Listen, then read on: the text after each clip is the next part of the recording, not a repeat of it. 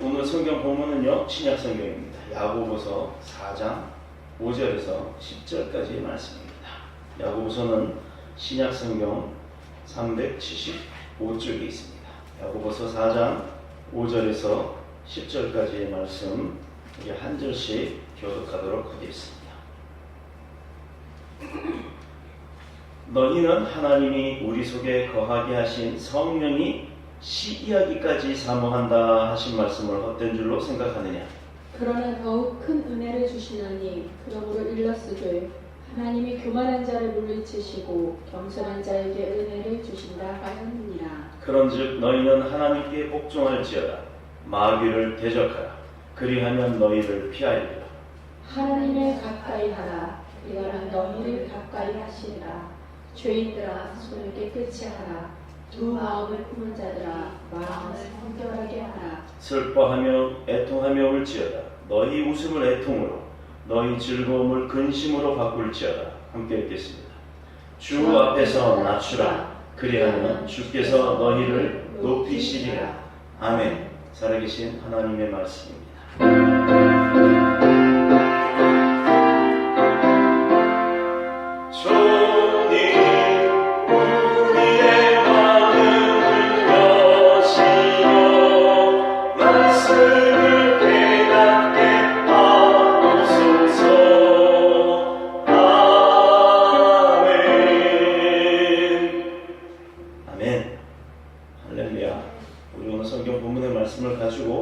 나눌 은혜의 제목은 은혜를 누구에게 주시나 라는 말씀의 제목으로 함께 은혜 나누도록 하겠습니다.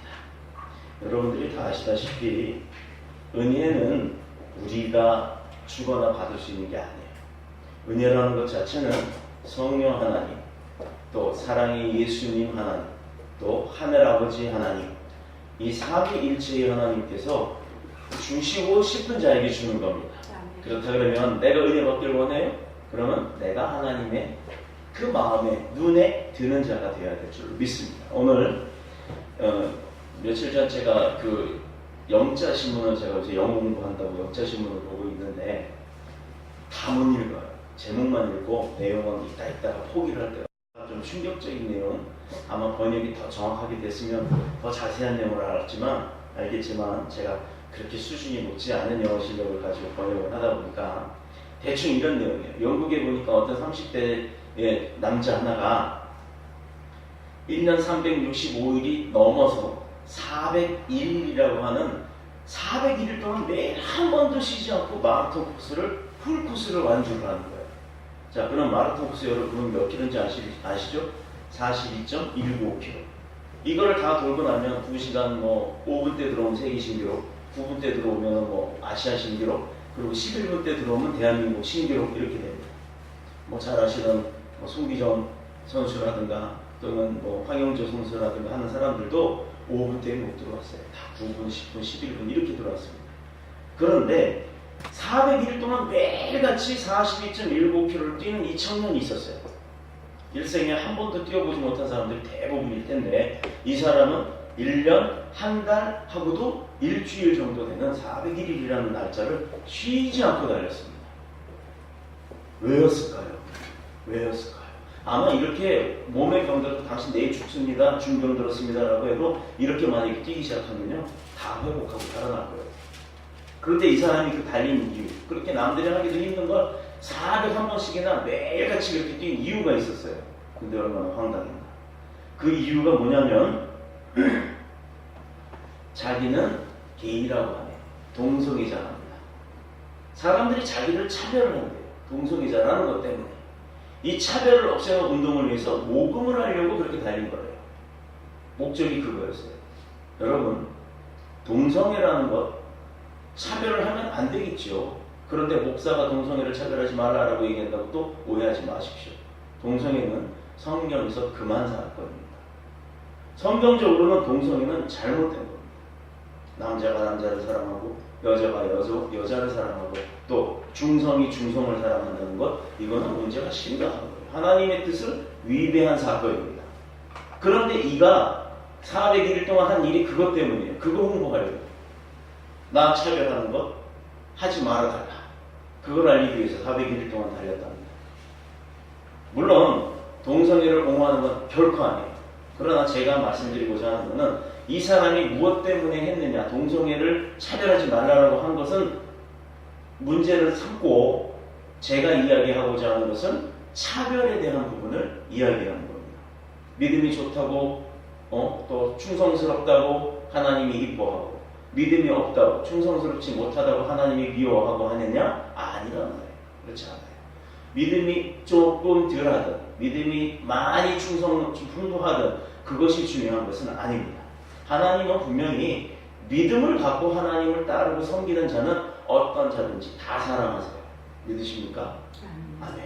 그렇기 때문에 네가 겪었던 그 차별이라고 하는 문제 때문에 그가 그렇게 동성애 차별을 금지해달라고 한 것이지만 저는 동성애를 제외하고 차별이라는 문제를 놓고 오늘 말씀을 나누고자 합니다. 성경적으로 동성애는 죄입니다. 사람들이 그 행위를 차별한다고 해서 이런 운동을 한다는 것은 문제가 있습니다. 분명히. 그러나 차별당한다는 것 자체의 문제만큼은 그만큼 괴로운 것은 없어요. 누군가가 나 얼굴이 못생겼다고 차별하고 내가 뚱뚱하다고 차별하고 아니면 못 배웠다고 차별하고 돈이 없다고 차별하고 이게 세상이에요. 못 배우면 취업하기 힘들어요. 실력이 안 되면 취직하기 힘듭니다. 그래서 누구나가 그런 취직을 위해서 얼마나 노력을 하고 애를 씁니까? 우리가 대학을 왜 가요? 우리나라 전 세계에서요, 대학 나온 사람 우리나라만큼 많은 나라가 없어요. 그러다 보니까 너도 나도 다 대학을 나오다 보니 어느 회사에서 그걸 쓰더라도 그 나온 사람들 중에서도 가장 월등한 사람을 뽑으려고 하는 거예요. 그렇게 차별을 두는 거예요. 또 지금은 공무원 사회에서는 없어졌어요. 제가 공무원 했던 그 시절만 해도 남자는 키가 165 이상, 몸무게는 80kg 이하, 60kg 이상 이렇게 조건이 있었어요. 또 여성들도요, 키가 160 이상 이런 식으로 조건이 있었습니다. 그러나 지금은요, 나이 제한도 있었고 그렇지만 지금은 국가부터 차별법을 없앤다고 해서 모든 제한을 없앴어요. 다만 공무원으로서 근무할 나이가 되는 45세 이하로만 나이를 제한을 해두었습니다. 우리가 성경을 보면요, 놀라운 사실 한 가지를 발견할 수 있어요. 이렇게 세상에서도 차별하지 말자, 차별금지법 이런 것까지 제정을 하는데 우리 믿음의 백성들 잘 아셔야 합니다. 차별금지법이라고 하는 것 뒤에 뭐가 숨어있는 줄 아세요?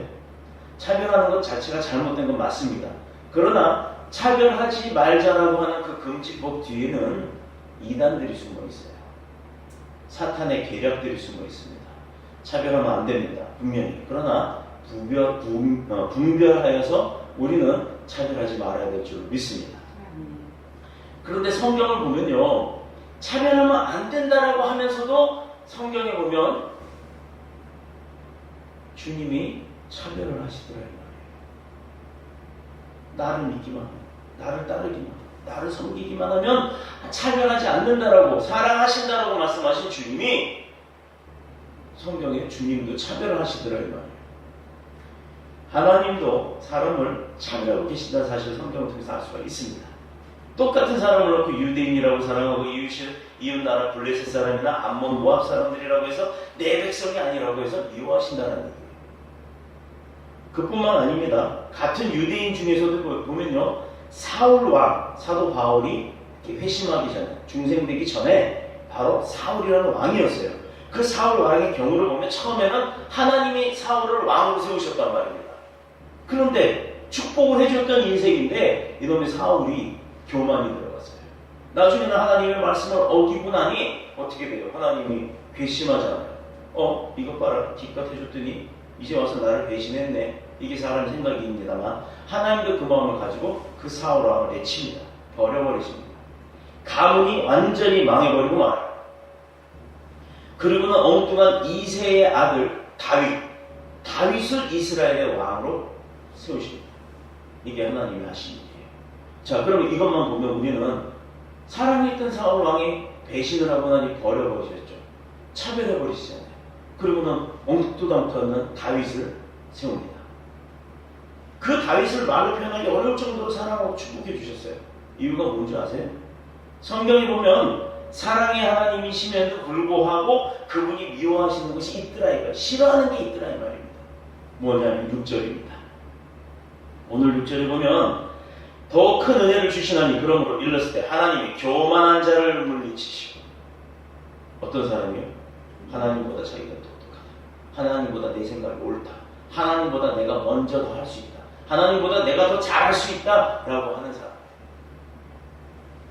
이 교만한 마음을 싫어하신다는 겁니다. 왜 교만한 마음을 싫어하느냐 하면 교만한 마음은요 결국에는요 나를 죄짓게 만들어요. 나에게 허물을 씌우게 만들고 죄를 짓게 만드는 그런 사건, 그리고 잘못을 했음에도 잘못이라고 인정하기 싫어하는 그런 마음들을 내 안에 갖게 만듭니다.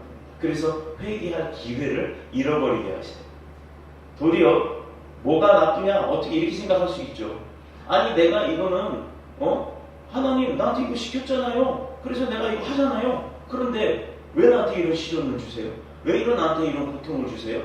이거는 하나님께서 하라고 했는데 왜 그거 하는데도 나한테 이런 일들을 주십니까? 왜 교통사고가 나게 하고 왜 내 다리가 다치게 하고 이거 왜 그러세요? 라고 이렇게 교만한 마음이 들어간다는 얘기예요. 얼마 전에 여러분들 기억하실지 모르겠습니다만 한 10여 년쯤 됐을까요? 80년대 사건이긴 합니다. 90년대 사건인데 신창원이라는 사람이 있었어요. 유명한. 이 사람은 교도소에 수감돼서 무기징역을 받았던 사람입니다. 사람도 죽이고 강도식도 하고 강간도 하고 나쁜 짓이란 나쁜 짓은 수도 없이 했던 사람이라 이 사람을 잡아서 젊은 20대 초반의 사람을 잡아서 감옥에서 무기징역을 살게 했어요. 그랬는데 이가 탈옥을 합니다. 탈옥을 해서 1년이 넘도록 대한민국을 이렇게 막 다 돌아다닙니다. 대한민국의 모든 경찰이 그 사람을 잡기 위해서 방송에도 공개하고 잡는 경찰관은 보통 큰 사건 해결하면 1기급 특진을 하거든요. 계급 하나가 올라가는데 대한민국 경찰청장이 공포했습니다. 신창원 잡는 자에게 2계급 특진에 2계급이에요. 2계급이 올라가요. 정상적으로 근무하면 20년 정도 일을 해야 올라갈 계급을 올려주겠다고, 그리고 포상금도 주고 휴가도 주고 대통령은 집도 주겠다고까지 공포를 합니다. 그래서 대한민국 경찰 15,000명이나 되는 경찰력이 동원이 돼서 다른 거 안 했어요. 조폭 안 잡았어요. 교통단속 안 하고 신창원인가 아닌가 지나가는 차를 들여다보면서 그것만 찾았습니다. 그런데 결국은 나중에 한 1년 만에 검거를 하게 돼요. 일기장이 나옵니다. 일기장을 조사해보니까 무슨 내용이냐면 교도소 안에 있을 때 간수들이 사람 대접을 안 해주고 대우가 너무 나빠서 탈옥을 했다. 이게 원인이었어요. 그런데 생각해보세요. 탈옥을 하고 나서 교도소 생활보다 도망 다니고 있는 생활이 힘들죠. 근데 도망 다니고 있는 그 생활이 교도소 생활보다 훨씬 좋더라라고 기록이 되어 있는 거예요. 죄를 짓고 사람들을 공포에 떨게 만든 것만으로도 중죄입니다. 그런데 그것도 못 버티고 자기 죄의 값을 반성하지도 않고 탈옥을 했어요. 이유가 뭐냐? 자기 잘못을 생각 안 하고 자기 대접 안 해준다. 이게 이유였어요. 자동차로 속도 위반에 단속이 되면 해보면 교통단속 이렇게 딱 하잖아요. 속도 위반. 그럼 대부분 그래요. 왜 나만 잡아요? 저 차도 가는데 왜 하필 나만 잡아요? 이렇게 이야기하는 사람은 대반입니다. 죄송합니다. 깜빡 못 봤습니다. 난 이거 신호가 가로되는 신호인 줄 알았어요. 이런 사람들 되게 많은데 그런 사람들보다요 괘씸죄에 걸리는 사람들이 있어요. 왜 나만 잡습니까? 저 가잖아요. 죄도 위반했잖아. 저 다 잡으라고. 이렇게 따지는 사람들이 있어요. 그러면요 4만원짜리 벌점 15점짜리 끊으려다가 안전벨트 이렇게 안전벨트 밑창에 저 때는 10,000원이었어요. 여기 벌금이 딱지가 그 과태료가. 그래서 그거 끊어주려고 마음 먹고 있다가도 벌점 15점이 45,000원 이게 다 끊어버리는 거예요. 하나님이 보실 때도 사람이 죄 짓는 동기는 단순합니다. 하나님 앞에 살아가는 우리가 죄 짓는 것 단순해요. 뭐냐? 오늘 8절에 나옵니다. 8절 보시겠습니다. 하나님을 가까이 하라. 그리하면 너희를 가까이 하시리라.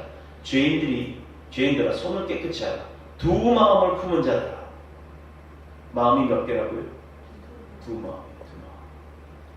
두 마음을 품었기 때문에 하나님 앞에 죄를 짓는 거예요. 나 하나님 섬겨요. 하나님 사랑해요. 사랑합니다. 나의 아버지. 오늘 찬양했잖아요. 그런데 말로는 사랑합니다 라고 마음을 품었다고 고백을 해요. 나가는 순간 술집 가고 무슨 집 가고 하지 말라는 거 다 하고 이렇게 두 마음을 품는 것을 하나님이 싫어하신다는 거예요. 물론 우리가 연약한 사람이기 때문에 그렇지 않고 경건하게 목사님들처럼, 아니 목사님들도 다 경건하진 않아요. 솔직하게. 저도 목사지만 저도 완벽하지는 못합니다. 그렇기 때문에 죄를 질 수 있어요. 죄를 누구나 집니다. 그걸 완벽하게 내가 거룩하게 엄격하게 경건하게 산다? 솔직히 그게 거짓말일 거예요. 사람이기 때문에. 그래서 그것이 잘못이라는 얘기는 아닙니다. 그러나 믿음의 사람이라면 그 두 마음을 품었어도 속히 회개하고 하나님 앞에 한 마음으로 되돌아올 수 있는 그 능력이 우리 가운데 있어야 된다는 겁니다. 그런 삶의 지혜가 있어야 된다는 것입니다. 여기서 두 마음이라는 것은 여기저기 관심을 빼앗기는 거예요. 마음을 여기저기 끼웃끼웃거리고 삐죽삐죽거리고 거기에 빼앗겨서 내 마음에 평안이 없을 때를 말하는 거예요. 하나님은 평안을 주시고 사랑을 주시고 긍휼을 베푸시고 인자하신 가운데 우리를 돌보시는 분이지 우리를 일시키고 우리를 힘들게 하고 가서 돈 벌어오라고 그러고 이렇게 하시는 분이 아니라는 겁니다. 다만 우리가 세상 가운데 속히 살기 때문에 그걸 등한시할 수가 없죠. 직업을 위해서, 직장을 위해서, 학업을 위해서, 또 가정을 위해서 열심히 노력을 합니다. 왜 하나님께서 태초에 창조하신 목적을 위배하고 난 이후에 우리에게 하셨잖아요. 남자는 땀을 흘려 일을 하게 될 것이고 여자는 출산하는 고통을 알게 될 것이다. 근데 요즘은요, 시대가 많이 바뀌어서 여자들도 일해야 돼요. 남자들도요, 일만 하는 게 아니에요. 설거지 안 하면 밥 안 줘요. 요즘 제가 설거지를 못해서 참 미안한데, 저도 설거지 되게 잘하는 편인데 요새는 너무너무 바빠요, 정말. 근데 저만 바빠요. 똑같이 바쁘잖아요. 그럼 집에 설거지가 이만큼 쌓여 있어야 맞죠? 그렇죠? 근데 안 쌓여 있어요. 이게 하나님의 기적이에요. 집에 설거지 이만큼 있어야 될 판에 설거지가 없더라 이 말입니다. 왜? 분명히 그릇은 쓰는데 힘듦에도 지쳐있음에도 설거지를 하는 거예요. 바로 그겁니다. 마음에 평안이 없다는 것, 생각이 많고 쓸데없는 데 관심이 많다는 거예요. 자, 오해하지 마십시오. 이것저것 관심이 많다는 얘기는 하나님이 주신 사역과 달란트와 직분과 직능 그리고 권능의 일들 이런 것이 아니라 뭐 오락실을 간다든가 드라마를 보면서 끼끼 아침부터 그냥 펑펑 짜는 드라마 보고 막 이런 데 정신을 빼앗기는 것 그런 걸 얘기하는 거예요. 내가 열심히 학원 다니면서 일하고 공부하고 또 뭐 직장 생활하고 그런 것을 다른 마음이라고 표현하는 게 아니에요. 솔직히 말해서 사람이 죄를 안 짓고 살 수는 없잖아요. 그렇죠? 우리가 일을 나갈 때 일을 하다 보면 짜증나는 일도 있고 또 억울한 일도 있어요. 그러다 보면 욕도 하기도 하고 일 안 해 하고 발을 뻥 차기도 하고 합니다. 이것이 잘못됐고 죄 짓는 것이다? 아니요. 저는 그렇게 생각지 않습니다. 하나님도 그렇게 원치 않으세요.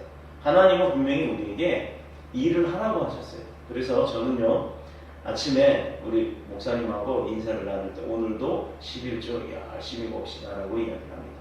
그러면 오늘 내가 하는 일 모두가 하나님의 영광을 위해서 하는 일이 되는 거예요. 마음을 우리가 그렇게 바꿔서 하는 겁니다. 물론 말을 하다 보면 말에서는 실수도 할 수 있고 오해도 할 수 있는데 그거 그렇지 않아요. 하나님의 일은 꼭 교회 일만, 예배만, 기도만 그런 것만 하나님의 일이 아닙니다. 하나님이 내게 주신 그 사명과 소명 그리고 내가 해야 할 일, 학생은 학업을 열심히 하는 것 그리고 직장인은 직장을 열심히 다니는 것 직장을 찾는 사람들은 그 찾기 위해서 열심히 노력하는 것 그것이 하나님의 일이에요. 그러니 힘냅시다. 우리 모두가 힘내고 그렇게 해서 하나님의 뜻에 늘 부합하면서 모든 것을 하나님의 뜻 안으로 우리가 마음의 중심을 두고 사는 것 이게 한 마음인 줄로 믿습니다. 연약한 육신을 입었기 때문에 물론 뭐 다 그 죄를 짓고 산다고 했어요. 근데 짓고 나서 그 다음에 생각하는 행동이 중요한 거예요. 내가 죄를 지었다. 내가 하나님 앞에 죄인이며 사람들 앞에 너무 잘못된 행동을 했다. 이 마음이 나한테 오면요. 제일 먼저 해야 될 게 있어요. 인정을 해요. 내 죄를. 이게 내가 하나님 나 잘못했어. 주님 내가 이렇게 잘못했군요. 잘못 생각했습니다. 라고 하고서는 내가 죄인이기 때문에 주님 나 회개합니다. 용서해 주세요. 라는 회개가 있어야 된다. 인정하고 그래서 회개하고 자기 더러워진 손 씻은 것은 누구나 다 할 수 있죠. 다 할 수 있어요. 거기까지. 우리 삶이나 신앙생활도 처음에는 다 잘해보자고 시작합니다. 그런 마음이 간절해요. 또 도중에 변질되고 교만해지고 세상의 모든 것들에게 마음을 빼앗길 수가 있어요. 살아가다 보면 이럴 때 우리가 할 수 있는 방법, 우리가 살아날 수 있는 방법, 죽지 않고 하나님 앞에 설 수 있는 방법, 이것이 무엇이냐? 바로 자기를 돌아보고 회개하는 마음이에요. 하나님이 미워하시는 그 교만한 마음, 그거 내가 갖고 있는 게 아니고 내가 생각해서 내가 만들어내는 것이 아닙니다. 사단이가 주는 겁니다. 그래서 그게 내가 있었구나, 그 마음이 딱 들었을 때 바로 하나님 앞에 철저하게 회개를 합니다. 사울 왕도 처음에는 겸손한 사람이었어요. 그렇게 겸손한 사람일 수 없었어요. 말도 잘하고 능력도 있고 지식도 있고. 그런데 점점 그를 따르는 사람들이 많아지다 보니까 은근히 교만해지기 시작합니다. 그러면서 점점 교만해져서 선지자의 말씀조차, 권면조차 무시하기 시작했어요.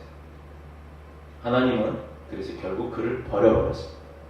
사무엘상 15장 17절에 보면 사무엘이 사울 왕에게 말하기를 뭐라고 했냐면, 왕이 스스로 작게 여길 그때, 당신 스스로가 당신이 작은 자라고 생각하고 능력 없는 자라고 생각하고 나는 아무것도 아니라고 생각하는 그때에 이스라엘 지파의 머리가 되지 아니하셨나이까. 하나님께서 당신이 그렇게 생각하고 살 때 당신을 왕으로 만들어주지 않았습니까? 그래서 여호와께서 왕에게 기름을 부었어요. 자, 기름 부은 자가 누구예요? 어제도 제가 교회 설립하는데 가서 예배를 드리며 거기 안수 집사님하고 권사님 우리 안수를 하고 왔어요. 자, 이제 그분들은 일반 평신도에서 교회 중직 직분자가 됩니다. 교회 중직 직분자는요, 교회 주인이 아니라, 교회 주인은 목사도 아니고 성도도 아니에요. 직분자도 아니에요. 분명히 하나님이세요. 하나님이 주인이에요. 그런데 그 주인이신 하나님을 섬겨나갈 때 제사장의 역할을 하는 담임 목사님과 함께 그 교회를 운영해 나가는 겁니다. 같이.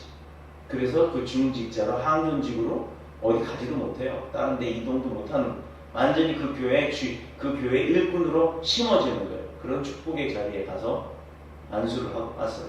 왜 안수합니까? 기름 부은 자들에게, 또 기름 부은 자를 통해서 새로운 사람들에게 하나님께서 기름을 부으시는 거예요. 여호와께서 왕에게 기름을 부어 이스라엘을 왕으로 삼으셨다. 그냥 너 왕해 하면 되지만 하나님이 그에게 성령의 은사, 능력, 권세, 이것들을 다 기름을 부어 주셨다는 겁니다. 그런데 나중에 어떻게 됐어요? 사무엘상 15장 23절에 제가 읽습니다.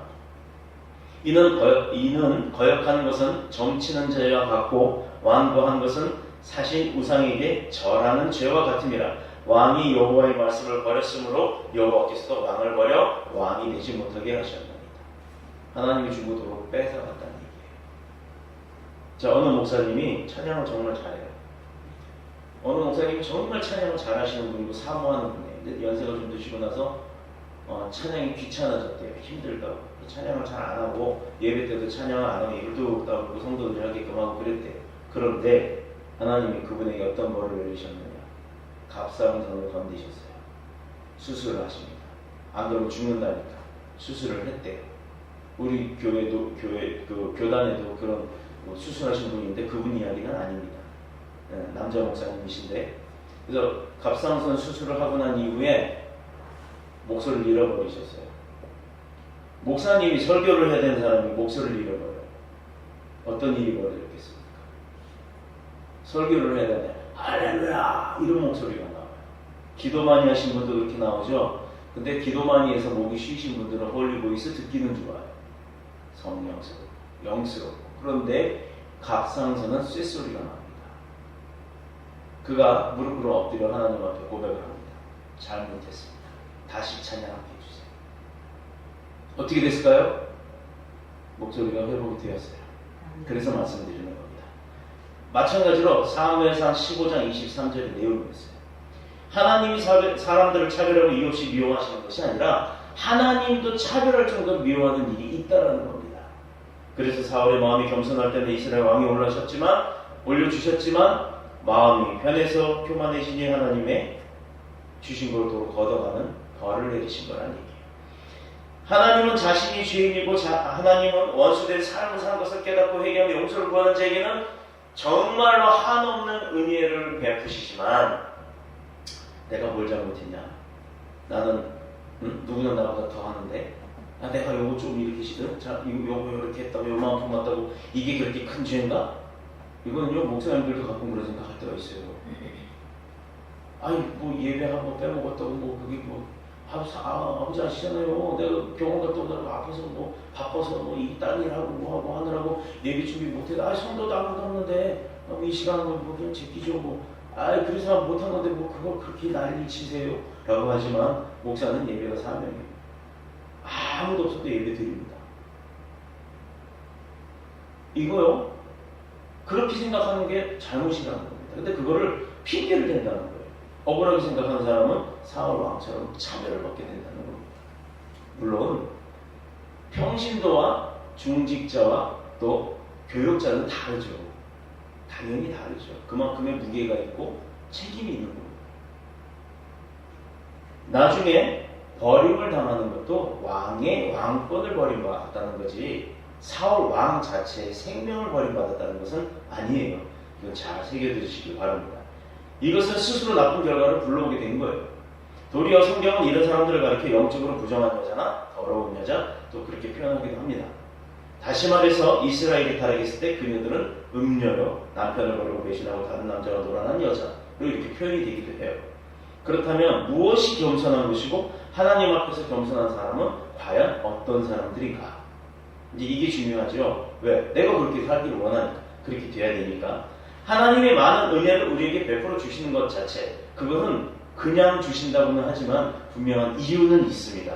왜 그냥 주겠어요? 이유가 있으니까 주는 거예요. 우리의 악한 성향과 잘못된 태도를 물리치고 유혹과 죄를 이기고 하나님의 거룩한 사람이 되게 하려고 하시는 거예요. 그러니 저와 여러분 모두가 나에게 맡겨진 일은 최선을 다하는 겁니다. 직장, 사업, 학업, 공부, 뭐 취업에 대한 부분들 이런 것도 저는 목표로서 또 학원에 일을 할 때 학원의 일로서 이 모든 것들을 최선을 다해서 열심을 했을 때 그때 하나님이 기뻐하시는 줄로 믿습니다.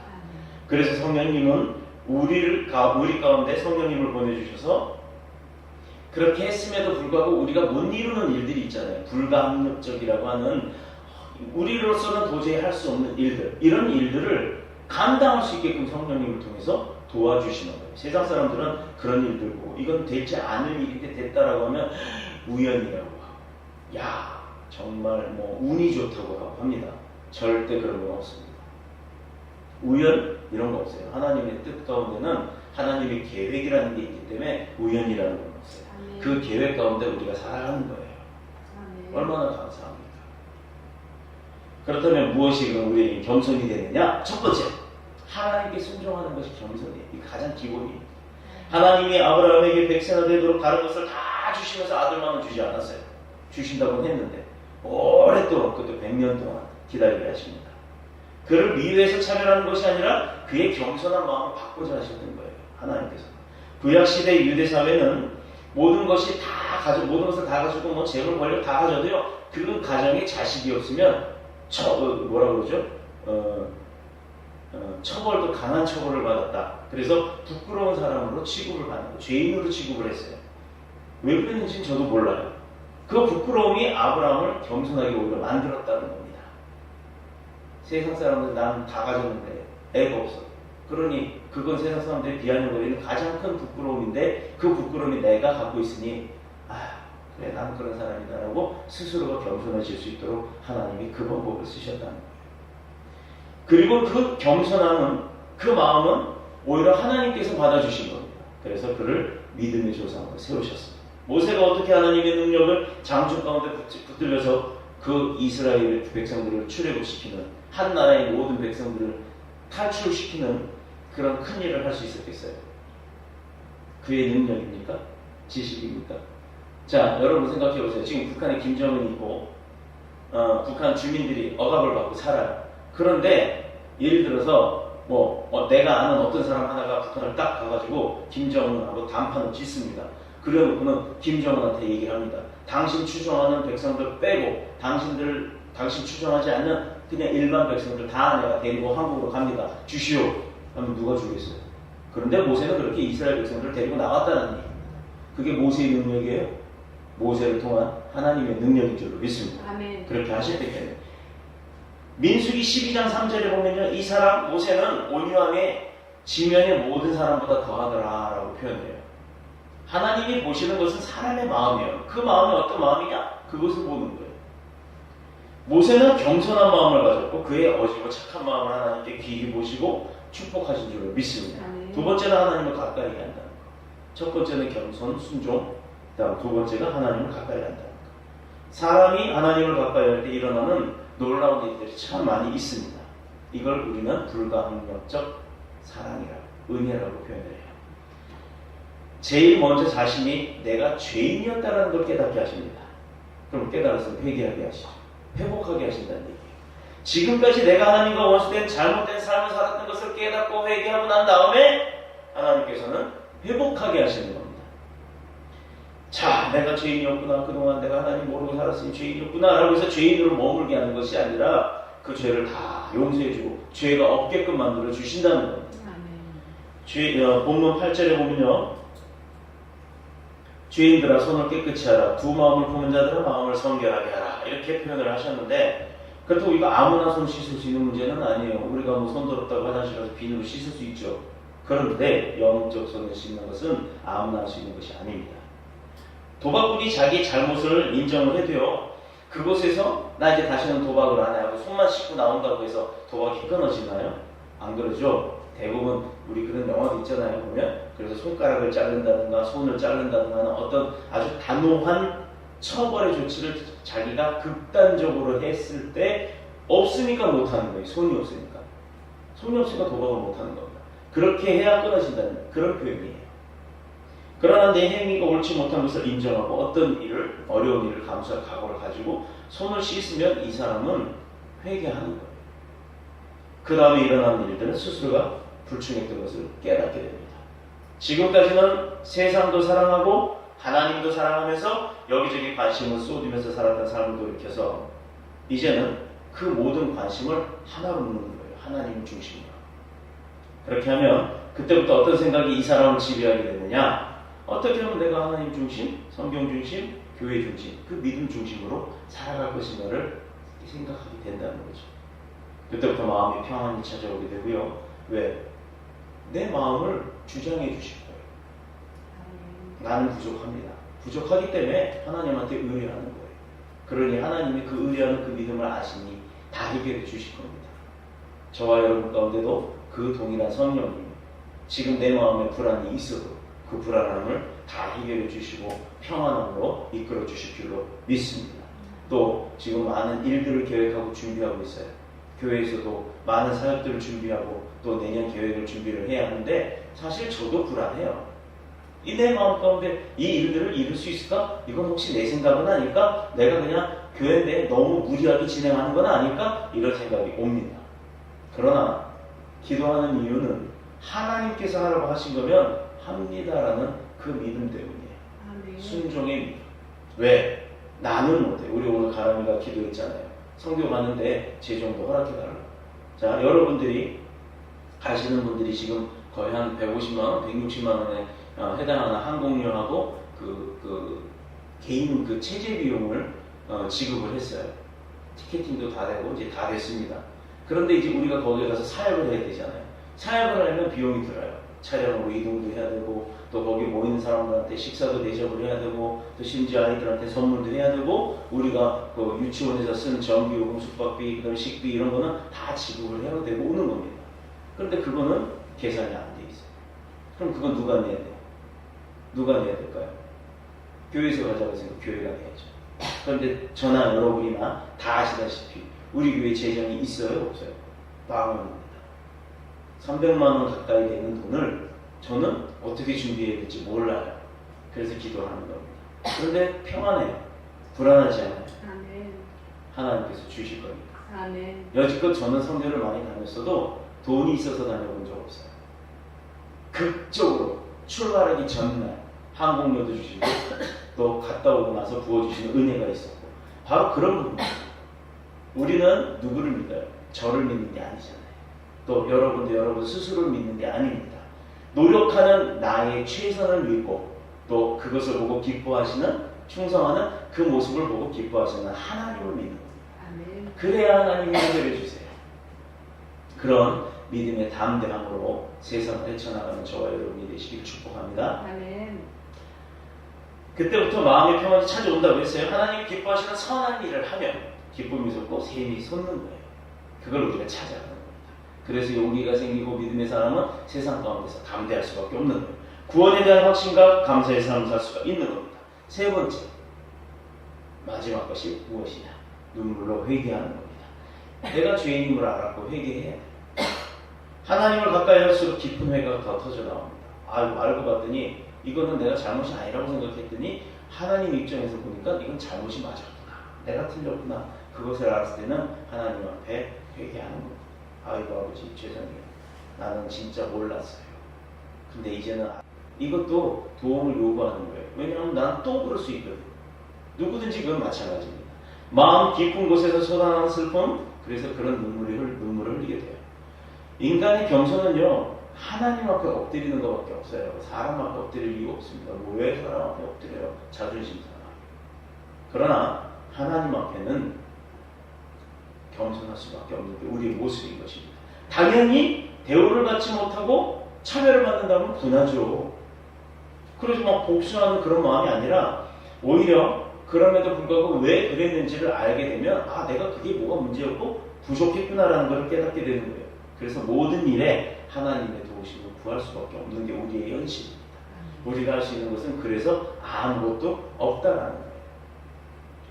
누구나 하나님 앞에 회개하고 겸손한 마음을 가지게 되면 하나님이 분명히 그 사람을 강하게 하신다는 거예요. 담대케 하시고 또 이끌어 주신다는 거예요. 그 사실이 오늘 7절에 나옵니다. 아까 우리 교회 아마 2년 가까이 예배드리면서 찬송가 부르면서 박수치라는 말 한 적 없었죠. 그런데 오늘은 제가 박수치면서 찬양하자고 했어요. 왜? 마귀를 대적하라. 그리하면 너희를 피하리라. 누가? 네. 마귀가 피한다. 그러니 신나잖아요. 그래서 박수치며 찬양합니다. 그런데 마귀가 이 사람을 피하는 데는 전제 조건이 있어요. 그냥 피하는 게 아니에요. 무엇을 했을 때, 하나님 앞에 우리가 복종했을 때, 내 뒤에 하나님이 서 계실 때, 나와 함께 성령님이 계실 때 마귀는 우리를 범하지 못합니다. 너희는 하나님께 복종할지어다. 바로 이것이에요. 이 조건을 우리가 해당이 되면 하나님께서 우리를 세상을 이기는 능력, 마귀를 조절할 수 있는 능력, 하나님 앞에 복종하고 겸손하고 회개할 때 바로 그 능력이 나온다는 거예요. 그렇다면 하나님 앞에 겸손한 자가 받는 복이 뭐냐? 첫 번째, 빠르게 갑니다. 6절에 보면 큰 은혜를 주시나니 라고 되어 있어요. 이 말씀은 겸손한 사람에게 하나님께서 겸손할수록 더 큰 은혜를 주신다는 얘기예요. 더 충성하실 거예요. 그런데 그래서 우리가 하나님 앞에서 겸손할수록 더 큰 은혜를 받을 수밖에 없다는 겁니다. 그러나 교만하면 지금까지도 그 받았던 은혜를 다 쏟아버리게 된다는 거예요. 바로 그 사울 왕을 왕 위에서 내리셨던 거죠. 사도 야고보라고 있죠. 이 야고보가 누군지 아세요?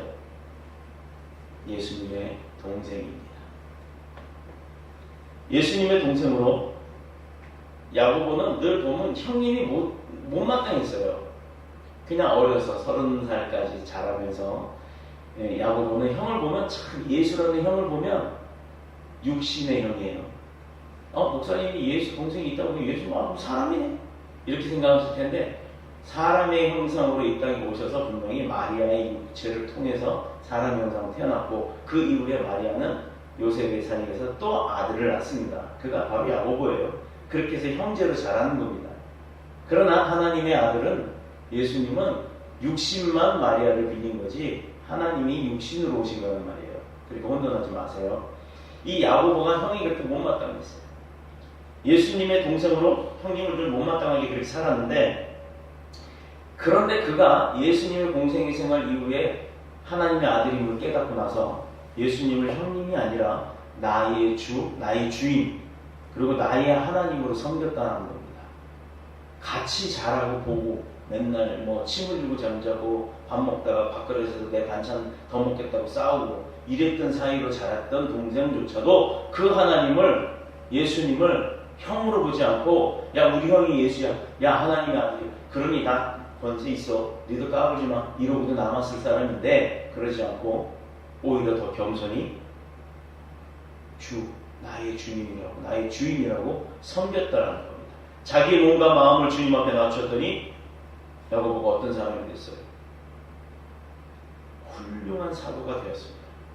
이렇게 귀한 야고보서도, 우리 오늘 보는 본문 야고보서도 그 야고보가 쓴 겁니다. 이러한 은혜와 축복이 저와 여러분 가운데도 넘치기를 축복합니다. 아멘. 두 번째는 뭐냐? 7절에 보니 마귀를 대적하라, 그리하면 너희를 피하리라. 마귀를 물리치는 능력이 생긴다는 겁니다. 아멘. 세상에서 인간이 살면서 받은 모든 유혹 뒤에는 우리 눈에는 보이지 않아도 반드시 역사하시는 영이 있는데, 그것이 바로 사탄이라고 하는 마귀예요. 마귀. 우리를 끌어내리려고 하는. 그런데 이 마귀의 유혹을 이기는 유일한 방법이 딱 하나가 있어요. 겸손한 마음으로 하나님 앞에 엎드리는 거예요. 나 도와주세요. 내가 할 수 있어. 내가 물리칠 수 있어. 이게 아닙니다. 목사님들이 가끔 안수하면서 축사할 때 있죠. 마귀 쫓아내는 그 사역들을 할 때 쫓아나갑니다. 거품부터 막 나가요. 너 누구야? 그러면 난 누구야? 뭐 이러고, 왜 왔어? 누구 죽이러 왔어? 다 대답합니다. 그것을 영화화한 게 검은 사제들이라는 내용이 영화에서 보면 그 구마의식에 대한 내용이 나와요. 이 하나님의 성령 사역을 하다 보면 그렇게 하는데, 그럼 그 목사님이 능력이 있는 거예요? 근데 가만히 보세요. 그런 능력 있는 목사님들 대부분 하나님 나를 통해서 행하소서라고 기도하고 하세요.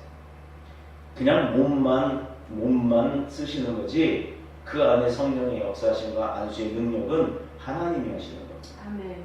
바로 이 부분이에요. 하나님은 겸손한 마음으로 하나님의 도움을 구하고 은혜를 사모하는 자에게 아무리 악한 사람이라도 그냥 그 사람을 물리치거나 내치거나 또 차별하지 않고 불쌍히 여기고 도와주신다는 겁니다. 하나님 앞에 의뢰했을 때 겸손히, 하나님 앞에 엎드릴 때 마귀는 물러가고 하나님의 은혜와 축복이 넘치는 줄로 믿습니다. 세 번째, 우리를 하나님의 자녀로서 영원토록 존재케 하신다는 거예요. 10절에 보면 주 앞에 낮추라, 그리하면 너희를 높이시리라. 아멘. 아멘. 아멘. 주 앞에서 하나님 앞에 나를 스스로 낮추면 오히려 하나님께서 우리를 세상 가운데서 높여주신다는 얘기예요. 아멘. 하나님 앞에 나 아무것도 아니에요. 나에게 지위를 맡겨줬어요. 카라얀 같은 그런 유명한, 세계적으로 유명한 지휘자가 크리스찬이에요. 그런데 그는요, 연주하기 전에 무릎 꿇고 1시간씩 지휘 연습을 해야 되는데, 그 보조 지휘자예요? 뭐라 그래요? 그런 사람한테 지휘 연습시켜놓고, 단원 연습시켜놓고 자기는 골방에 앉아서 무릎 꿇고 기도한답니다. 1시간 동안. 하나님, 이 역사 예배 찬양할 때 나에게 능력 더해달라고. 내가 아니라 하나님이 내 손을 흔들어 달라고. 그렇게 기도를 한답니다. 그랬던 사람이 지금 그렇게 유명한 사람이 된 거예요. 또 끝나고 나면 박수 치죠. 근데 그 사람 박수 치는 거 하나만 보세요. 이러고 단원들 일어나세요. 인사하고 그냥 박수 칠 때 어떻게 하는지 꼭 이렇게 하잖아요. 얼굴 위로 손을 올려서. 자기한테가 아니라 하나님. 아멘. 그게 다른 거예요. 그래서 10절에 보면 주 앞에 낮추라, 그리하면 너를 높이시리라 라고 말씀하십니다. 우리 이 생애를 하나님이 축복하시고 의미 있고 보람 있고 가치 있게 살게 만드신다는 얘기예요. 내가 왜 살아요? 아무 의미 없이 살아요? 내가 왜 사는지를 알고 살면 그 삶은 가치 있는 삶이 되는 겁니다. 그러므로 우리 자신을 낮추고 하나님의 은혜를 구할 때 회개하는 마음과 겸손한 마음 위에, 삶 위에 풍성한 은혜를 부어주실 줄로 믿습니다. 아멘. 하늘의 보좌를 버리고 죄인을 구원하시기 위해 이 땅에 오셔서 죄인들을 섬기셨던 종의 모습으로 사시다가 십자가에 달려 죽음까지 맛보셨던 예수님이 결국은 죽음으로 인해 끝나야 되는데 죽고 나서 부활하시고 하늘 보좌에 다시 올라가셨다는 거예요. 그렇게 스스로를 낮추셨던 것, 그 모습을 하나님이 다시 하늘 보좌에 올리시는 영광 가운데 드러내셨다는 겁니다. 이 자리에 저와 여러분도 그렇게 하늘 보좌에 올려주고 존귀하게 사용되시기를 그리스도이신 예수님의 이름으로 축복합니다. 아멘. 축원합니다. 아멘. 기도드리겠습니다. 주의 집에 영광이 가득해